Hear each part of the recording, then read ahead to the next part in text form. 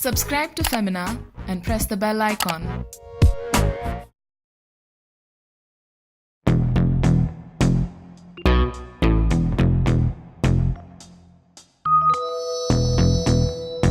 They seem very sure of what they want. The fact that they've come up with this collection called the Truth, I think that's such a noble thought. It's such an amazing concept to actually have women lead the pack and to salute the Indian working women. So I think that I'm very honoured to be a part of this show.